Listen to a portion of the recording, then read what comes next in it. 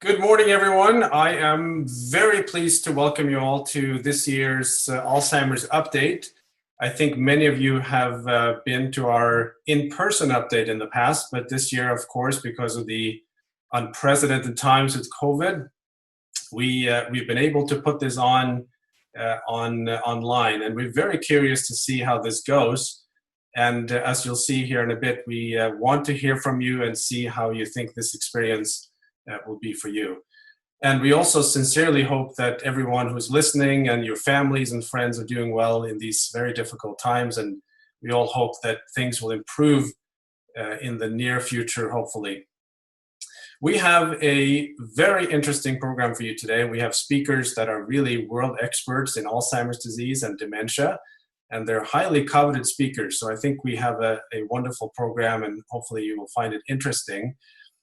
I'm going to show you a few slides, just some reminders and some certain aspects about the forum this year. So first of all, we would really like to have your questions. So for those of you who have been to our forum in the past, you know that we usually have a question and answer session.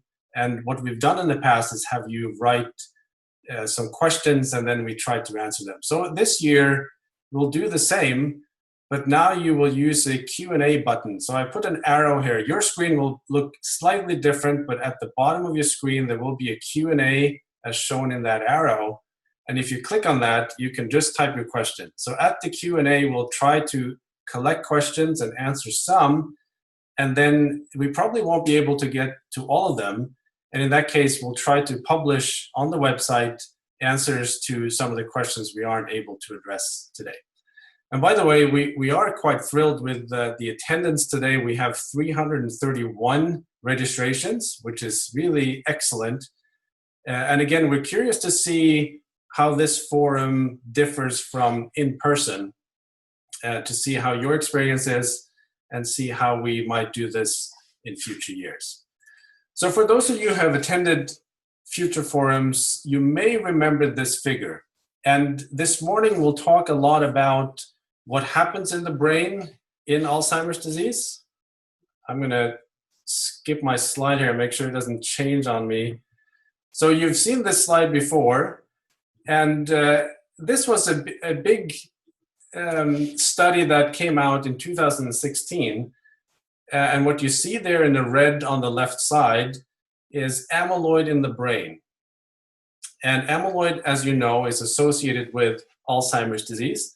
And this was the first study that indicated that over the course of a year, so the brain on the left is at the beginning, the brain on the right is at the end of the year of treatment, you can really reduce the red, in this case, amyloid in the brain. So pretty much normalize amyloid in the brain. And the question in 2016 was, does that work as a treatment in terms of reversing memory symptoms in Alzheimer's disease? And today you'll hear a bit more about that. We have some more answers related to that now. And you'll hear about that as well as other amyloid therapies. You'll also hear about other things in the brain. It's not just amyloid, but we have our world expert neuropathologist with us today, who will explain a little bit about amyloid in the brain as we see at autopsy and some of the other pathologies that are related to Alzheimer's disease. And it will get you a sense of why are we looking at these different pathologies and how does that impact the development of treatments. And lastly, we have a very active biomarker program at UBC, and you'll hear a little bit about how we're trying to identify people early on that might have this pattern that you see on the left of your screen. So if you have that pattern, you may be at risk of getting Alzheimer's disease. And it turns out remarkably that that pattern can be seen 20, maybe even 30 years before you have any symptoms. So before you have any memory problems, you may have something in the brain that may predispose you to Alzheimer's disease, and we can detect it. So you'll learn more about that this morning as well. So the other thing that's of interest, of course, is that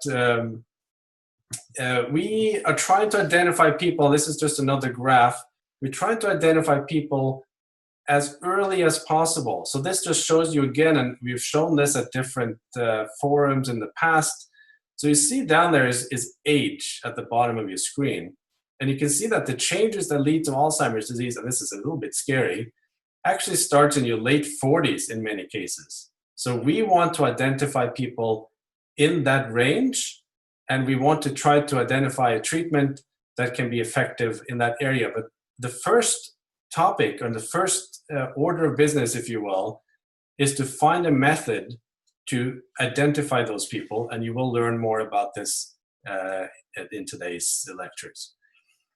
I'm going to exit my slides. They keep moving, so I'm just going to stop them from moving here in a second, and this guy too. So what else are we going to talk about? So it turns out, not surprisingly, that lifestyle matters. This is a graph looking at high blood pressure.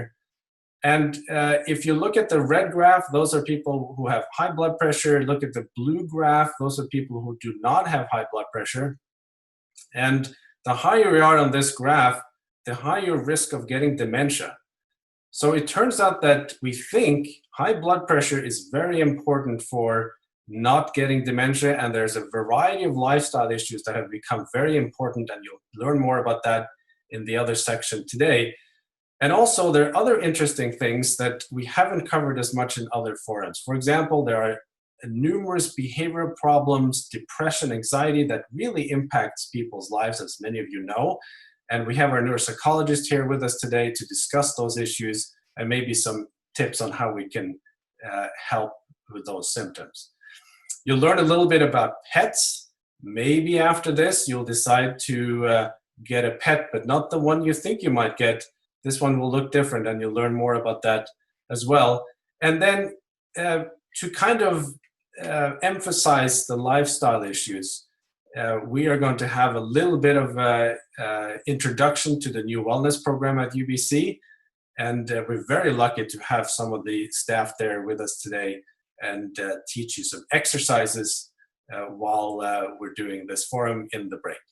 So that's what we have for you today.